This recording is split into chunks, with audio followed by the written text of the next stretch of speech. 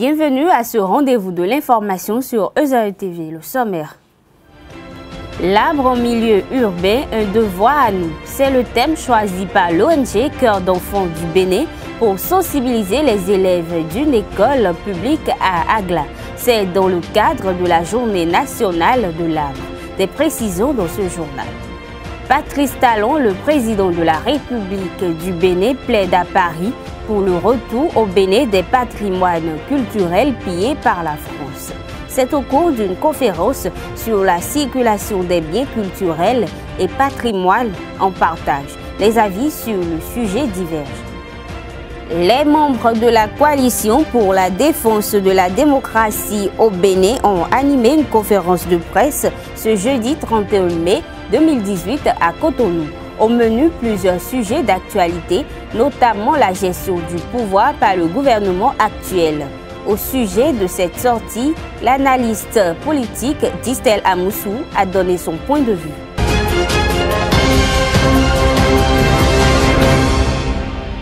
Le président Patrice Talon participe depuis ce matin à la conférence sur la circulation des biens culturels et patrimoine en partage qui se déroule au siège de l'UNESCO à Paris. À l'occasion, le président béninois a prononcé un discours dans lequel il plaide pour le retour au Bénin des patrimoines culturels pillés par la France. Avec une voix grave, Patrice Talon a insisté et démontré la nécessité pour le Bénin de reprendre à la France ses trésors culturels. Pour lui, l'histoire de ces biens uniques et exceptionnels a du mal à être comptée avec aisance dans leur milieu actuel de rétention. Une déclaration diversement appréciée par les acteurs culturels. Je vous invite à suivre Pacom Alomankwe, un acteur culturel. Avec un grand intérêt parce que ça nous préoccupe effectivement la question du retour des biens. Pourquoi? Parce que ces biens, une fois au Bénin, ça va renforcer le patrimoine culturel en place, permettre à ce que les musées en projet de création et ceux qui existent déjà puissent avoir suffisamment d'objets de collection à visiter, etc. Mais la grande question qui se pose et que nous puissions enfin énumérer, c'est que une fois encore, le président a eu une opportunité de parler devant des têtes pensantes, des grandes personnalités, des grands intellectuels, des universitaires, des représentants des États, etc., sur la question du retour des biens. Et pour nous, c'est une occasion d'or où le président devrait revenir sur un certain nombre de préalables, au nombre desquels je vais nommer la détermination ferme du Bénin à retrouver les biens sur son territoire dans un délai court. Deuxième chose, le caractère déjà prêt du Bénin pour avoir pensé un certain nombre de choses, mettre en place déjà un certain nombre de dispositifs pour pouvoir accueillir les biens. Et donc, on devrait insister suffisamment sur ces éléments-là. Et troisième chose, faire ce que nous pouvons appeler le marketing culturel. Voilà, le marketing culturel qui constituera à ce que le président même, dans sa posture, dans sa manière de parler, dans son habillement, dans le code vestimentaire, tout ceci devait refléter déjà un certain ancrage culturel où on va sentir le Bénin représenté, le Bénin qui prend la parole en face du monde pour s'exprimer. Et nous avons aussi espéré que dans ce discours, on parle enfin, on adresse une invitation à tous les États du monde à venir accompagner l'État le béninois, à venir visiter, à venir se rendre compte de tout ce qu'il y a comme richesse, etc. Bon, vous avez suivi aussi le discours avec moi. C'est vrai, le président a maintenu un langage diplomatique. C'est vrai, le président est revenu sur les choses que nous avons en termes de patrimoine culturel. C'est vrai aussi que le président a insisté sur le fait que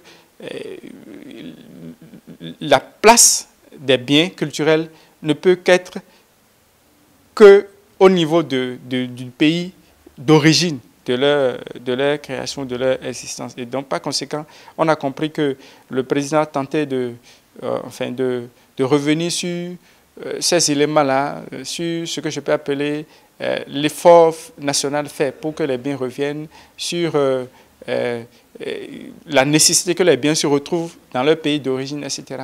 Mais au-delà, il faut quand même que ce discours puisse normalement montrer des aspects, je vais dire, plus techniques, hein, en termes de situation juridique, en termes de dispositions mises en place, en termes de réflexion, même au plan national, en termes déjà de l'effort que le président Macron a fait la dernière fois, le 5 mars, où ils se sont rencontrés pour parler du retour des biens. Et on a voulu que ces éléments-là se retrouvent dans le discours, parce que justement, ce discours est une suite d'un processus. Et il fallait que justement ce processus soit au moins de façon sommaire rappelé, avant maintenant qu'on insiste sur le besoin et maintenant désormais la question de la justice internationale lorsqu'on réclame ces biens-là. Et que le pays, enfin les Européens ou la France et d'autres pays qui n'ont pas déveillé les biens culturels africains puissent les restituer. Le président Patrice Talon est le principal guide de ce débat, enfin, qui représente le Bénin. Il est même ce que les gens ont commencé par appeler le chantre du retour des biens sur le continent africain. Il va falloir qu'il assume ce titre qui s'est imposé à lui désormais. Et pour ça, il faut que de plus en plus, l'État ou le gouvernement puisse travailler avec les techniciens à la base, donc les ministères, enfin, les cadres du ministère de la Culture qui savent de quoi on parle, etc. À l'occasion de la célébration de la Journée nationale de l'arbre au Bénin, ce 1er juin 2018, la plateforme Cœur d'enfant du Bénin s'est rendue à l'école primaire publique à Gongbomé d'Agla dans la matinée. Ces apprenants du primaire et de la maternelle ont été instruits sur l'importance de l'arbre dans la vie de l'homme. Voici le compte rendu. Entouré de ses camarades, Déborah, élève à l'école primaire publique à Gongbomé d'Agla, a procédé à la mise sous terre d'une plante ce vendredi 1er juin 2018. Contente d'avoir fait ce geste, elle s'est engagée à entretenir ce plant qui porte désormais son nom. Quand on plante les plantes là, il faut bien les entretenir. S'il n'a pas d'école là, je vais venir mettre de l'eau sur ça tous les jours. Les membres du CEB se disent satisfaits de la participation des enfants lors de ce partage de connaissances. En effet, les élèves de la dite école ont eu droit à une séance de sensibilisation et d'échange avec un ingénieur agronome en aménagement des ressources naturelles. Ce dernier leur a expliqué les bienfaits de l'arbre en milieu urbain. L'arbre joue plusieurs rôles dans notre environnement. Vous avez commencé par dire que l'arbre, c'est la vie. Outre cela, l'arbre, ça joue différentes fonctions, que ce soit dans le domaine écologique, environnemental, paysager, social et économique. Il y a l'épanouissement de la nature en ville. C'est-à-dire quoi? Lorsque vous prenez la route maintenant et que le soleil est ardent, où est-ce que vous allez vous arrêter pour ne pas être exposé à l'effet du soleil? C'est sous un arbre ou bien l'arbre planté en ville là, vous savez le rôle que ça fait. Ça joue un rôle régulateur, un rôle épurateur de l'oxygène. C'est-à-dire quoi? Chaque fois que nous respirons, vous voyez, là je suis en train de respirer. Le gaz que je sens là, c'est un gaz chaud et qui est chargé de dioxyde de carbone. Et ça se libère dans la nature. Donc lorsque ce gaz-là va rencontrer l'arbre par la photosynthèse, l'arbre va capter le dioxyde que moi j'ai émis et va nous libérer maintenant l'oxygène. Avant de planter un arbre, il faut s'assurer que les infrastructures qu'on aura autour de cet arbre bien qui existe là respectent des normes. Sinon, à la longue, comme quand l'arbre va grandir là, les racines, vous voyez, là maintenant, nous sommes au bord d'un trottoir. Et l'arbre a été planté, et par la suite, ça est en train de détruire ce que vous voyez. C'est ça qui a causé ce que vous obtenez là actuellement. Donc, il faut s'assurer des types d'infrastructures à mettre à côté des arbres. Selon l'ONG, des kits scolaires seront offerts aux enfants démunis dans une région du Bénin dans le mois de septembre. Instituée par décret en 1985, la Journée nationale de l'arbre est à sa 34e édition cette année. Depuis des décennies, cette journée voulue pour rendre le Bénin vert est suivie de la campagne de reboisement sur tout le territoire national. Pour l'édition 2018, des milliers de plants ont été mis en terre par plusieurs associations socio-professionnelles. C'est le cas de la Jeune Chambre internationale d'Abomey-Calavi, Lincoln, qui a planté plus de 200 plants dans l'arrondissement de Révier, plus précisément à Abomey-Calavi, compte rendu.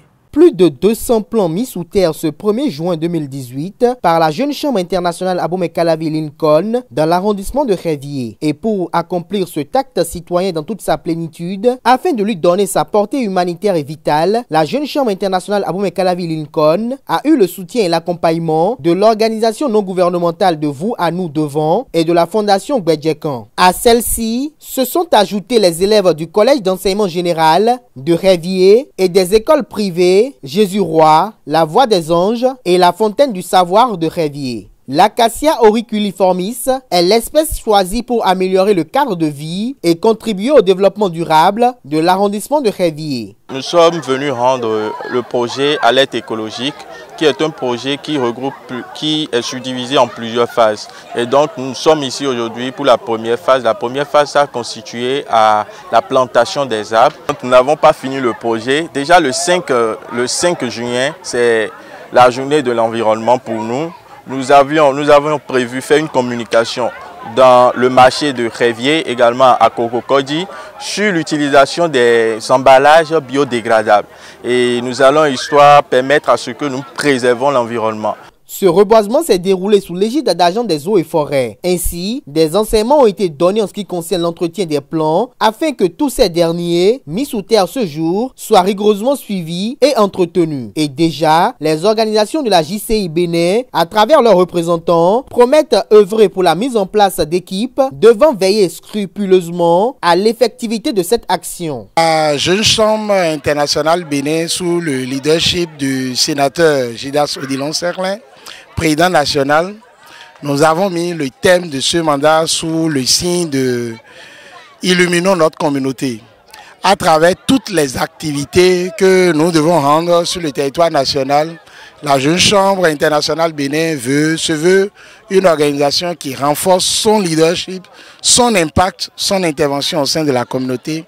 Et l'activité de ce matin s'inscrit en droite ligne des ODD sur lesquels nous travaillons pour pouvoir impacter davantage notre communauté, notamment la préservation de l'environnement. L'arbre représente une ressource vitale pour la société. Dans cette localité, l'acacia auriculiformis est très prisé compte tenu du fait qu'il est très riche pour le sol et permet aux cultivateurs de se passer d'engrais chimiques pour les semences. Le choix de ce dispensaire n'est pas chose anodine car la Jeune Chambre internationale Abomey-Calavi Lincoln projette doter ce centre de santé dans les tout prochains jours d'infrastructures et de latrines. Les forces politiques de l'opposition membres de la coalition pour la défense de la démocratie au Bénin ont animé une conférence de presse dans la soirée de ce jeudi 31 mai 2018 à l'hôtel Azalaï de Cotonou. Ces derniers ont opiné sur la situation sociopolitique nationale actuelle qui leur paraît inquiétante. À travers une déclaration qui regorge de 8 reproches à la gestion du pouvoir du président Patrice Talon, la C2D a présenté à la presse 8 recommandations, voire exigences, en vue de restaurer les acquis de la conférence nationale. On écoute à cet effet le député Valentin Agossou Djanoté, porte-parole pour la circonstance. Les forces politiques de l'opposition, membres de la coalition pour la défense de la démocratie au Bénin, proposent et exigent le rétablissement et la garantie des libertés publiques, d'expression, de presse, de manifestation, la levée de la suspension de la Nouvelle Tribune, des autres organes de presse, Sika TV, la Béninois TV, etc. La fin du piratage de Soleil FM, l'abrogation des arrêtés contre les manifestations pacifiques, la fin de l'acharnement contre les opposants politiques, la libération des détenus politiques, Laurent Métoyon, Mohamed Renouko Atao, le retour des exilés politiques, l'arrêt des poursuites contre Lucien Médico, la fin de l'immixtion du pouvoir dans le judiciaire, le rétablissement dans leurs droits des partis politiques injustement attaqués, la fin des redressements fiscaux sélectifs et abusifs, la fin de la lutte sélective contre la corruption et l'impunité, la tenue effective et sans parti pris des procès des affaires d'Anivon et ICC Services, l'instruction sans délai des nombreux autres scandales, avions présidentiels, machines agricoles, PPA2, Sodeco, PVI, Maria Greta, nouveau siège de l'Assemblée nationale, moto du ministère du cadre de vie, contrat opaque de gré à gré, port, aéroport, RAVIP, etc. L'audit international indépendant de la LEPI, les moyens de fonctionnement du COS-LEPI en vue des élections législatives et présidentielles constitutionnelles qui sont insusceptibles de report. Le retrait immédiat de la proposition de loi sur le code électoral. La convocation d'urgence d'une assise nationale des forces vives de la nation en vue de redéfinir de nouvelles bases consensuelles de gouvernance du pays. La coalition pour la défense de la démocratie au Bénin appelle alors tous les partis politiques, toutes les organisations démocratiques des travailleurs, de la jeunesse et de la défense des droits humains, tout le peuple, à se lever pour dire non à la gouvernance autocratique. Elle appelle la communauté internationale à soutenir les luttes pour la démocratie contre la restauration de la dictature autocratique au Bénin. Suite à la conférence de presse de la Coalition pour la défense de la démocratie, les langues se délient. Les commentaires vont bon train. À cet effet, ESAE-TV reçoit pour vous l'analyste politique d'Istel Amoussou dimanche prochain dans l'émission hebdomadaire L'invité. Avant de suivre en intégralité son intervention dimanche prochain, voici un extrait de ses propos sur la conférence de la Coalition de la défense pour la démocratie. J'ai écouté une orchestration avec des mélodies qui ne bercent pas mes oreilles. J'ai entendu, excusez du peu, beaucoup d'incongruités.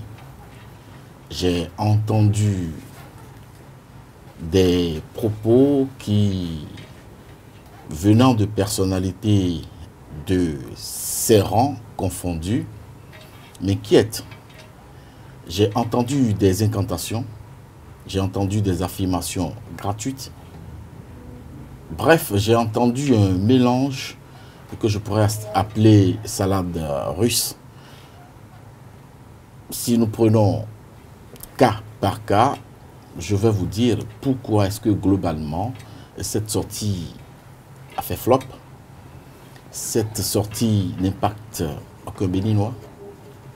C'est une messe de haine, c'est une messe de morveux, c'est une messe de personnes qui ont gouverné ce pays, qui n'ont pas fait autre chose et qui, décidément, n'ont pas d'alternative.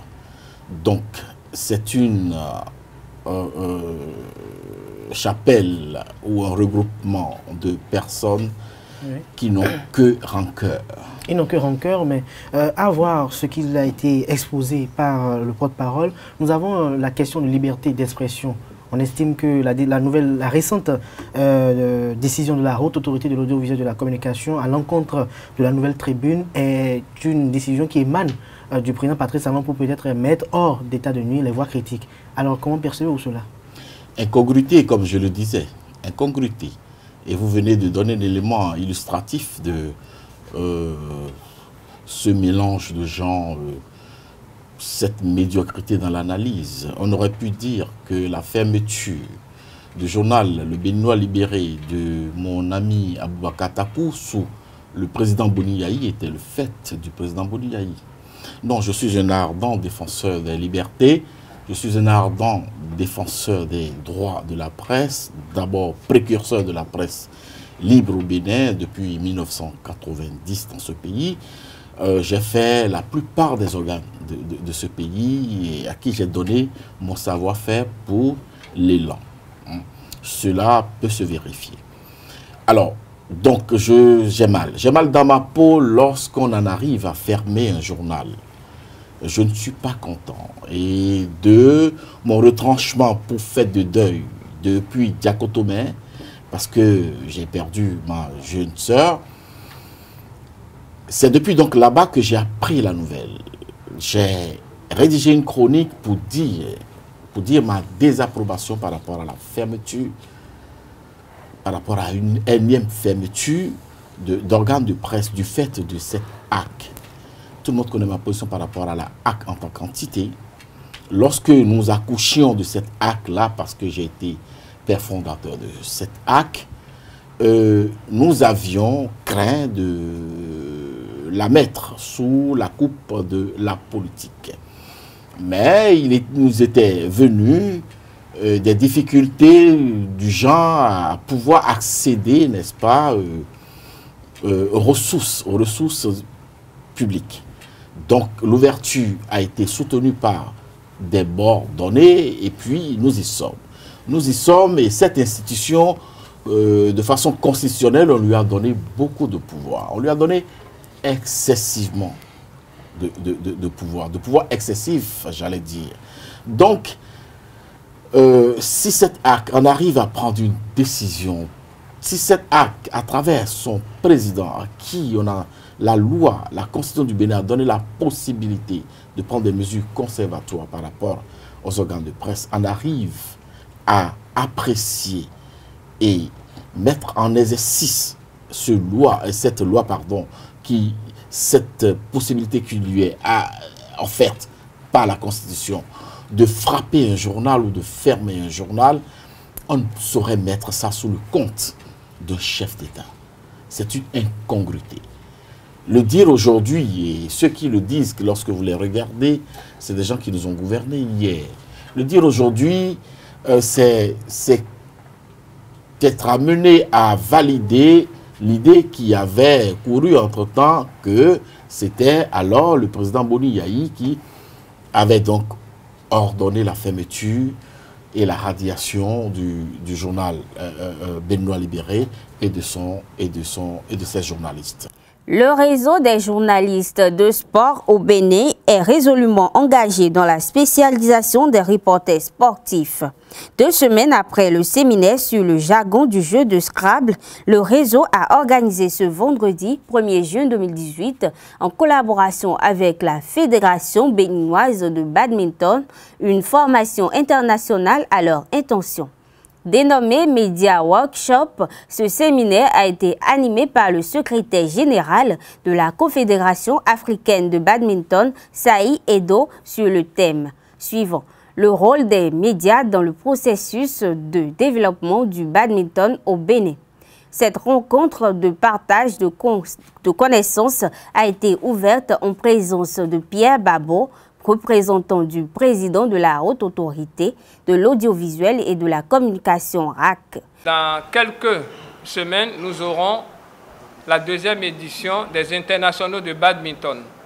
Et il était important que les reporters, journalistes et communicateurs puissent être outillés sur le contenu de cette discipline qui, vous le savez bien, a pris son envol depuis quelques mois, quelques années, et aujourd'hui est au firmament du sport béninois. La Fédération béninoise de badminton est affiliée à la Fédération internationale de badminton, la BWF, depuis 2012.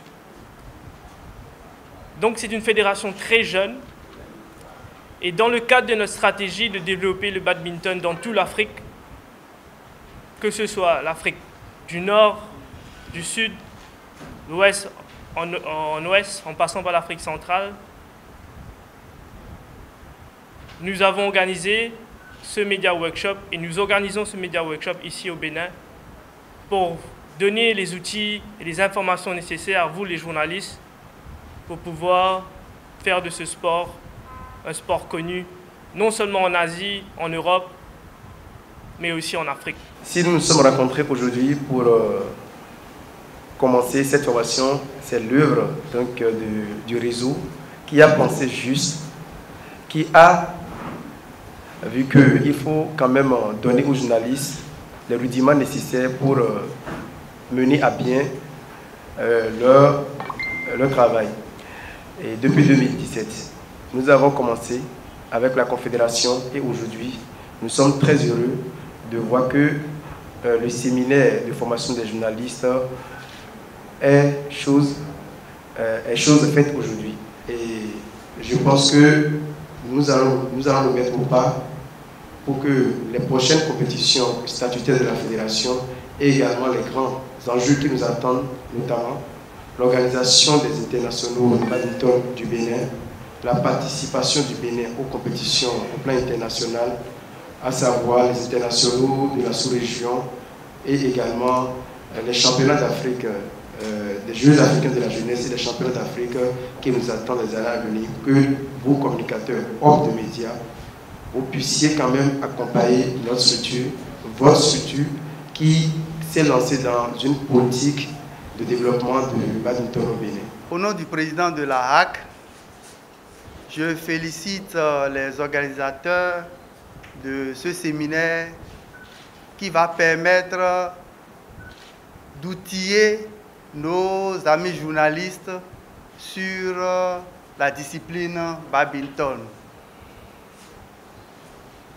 Je vous demanderai de suivre avec grand intérêt cette formation pour le développement du badminton au Bénin. À la fin du séminaire, suivez les impressions de quelques participants ainsi que des organisateurs. On voit aujourd'hui qu'il n'y a pas de la spécialisation dans le domaine sportif et tout le monde en parle, mais pas avec précision. Donc ce genre de formation, moi je pense personnellement que c'est la bienvenue et c'est opportun. Et c'est une initiative très louable, tant pour le réseau des journalistes sportifs que pour la fédération béninoise de badminton et la confédération ainsi que la fédération mondiale de badminton. Je pense que cette formation nous permet déjà de mieux nous familiariser aux règles de la discipline et pouvoir mieux nous préparer déjà à cette discipline pour la deuxième édition plutôt des internationaux de badminton. Et partant de là, on pourra mieux apprécier et mieux parler de cette discipline-là. Quand vous êtes reporter sportif, il faudra, à part le football, essayer de vous spécialiser dans une autre discipline et mieux parler de la discipline parce que vous n'êtes pas sans savoir qu'être reporter, c'est vivre les événements. Et si lors des compétitions, vous n'avez pas le b.a.-ba, vous n'avez pas les notions techniques, vous ne vous appropriez pas le syllogisme, le lexique de la discipline, il vous est très très difficile de mieux parler de cette discipline et de mieux la faire vivre auprès de vos lecteurs, auditeurs ou téléspectateurs. Donc c'est pour cela que nous remercions aujourd'hui non seulement le réseau, le président de la fédération et les instances de cette discipline qui ont jugé utile de former les journalistes avant les internationaux de badminton. La fédération béninoise de badminton a été affiliée à la Confédération africaine et la Fédération internationale en 2012. Donc c'est une fédération très jeune, mais depuis ces 6 dernières années, il y a eu beaucoup de développement en ce qui concerne le badminton ici au Bénin. Donc c'est pour cela que nous, au niveau de la Confédération africaine, nous sommes là, ici aujourd'hui, pour booster, pour doper un petit peu ce développement de cette fédération ici par rapport à cette discipline et par rapport à la formation qu'on a eue ici aujourd'hui. On peut dire que voilà, les journalistes présents sont très intéressés. Il y a eu beaucoup de questions, beaucoup d'interactions, une chose très positive pour nous. En détail, nous avons parlé évidemment de la structure de cette discipline, que ce soit au niveau mondial ou continental. On a aussi parlé longuement des événements, les championnats du monde, mais aussi les Open comme celui qu'on aura dans quelques semaines ici au Bénin, l'Open international, la deuxième édition qui va se dérouler du 28 juin au 1er juillet. Et aussi on a parlé des activités de développement comme le fameux Shuttle Time que le Bénin a déjà commencé à la mise en œuvre depuis 2015 ici. Nous pensons qu'au réseau, nous allons avoir une panoplie de journalistes spécialisés dans une, 2 ou 3 disciplines et cela permettra vraiment d'être plus professionnel dans les écrits, d'être plus à même de couvrir les événements sportifs qui s'annoncent tant sur le plan national qu'international. Et je crois que cela ira du professionnalisme et renforcera le professionnalisme au niveau des hommes des médias. Mesdames et messieurs, c'est la fin de cette édition. Merci de rester fidèles à EZAE TV. Agréable week-end à tous.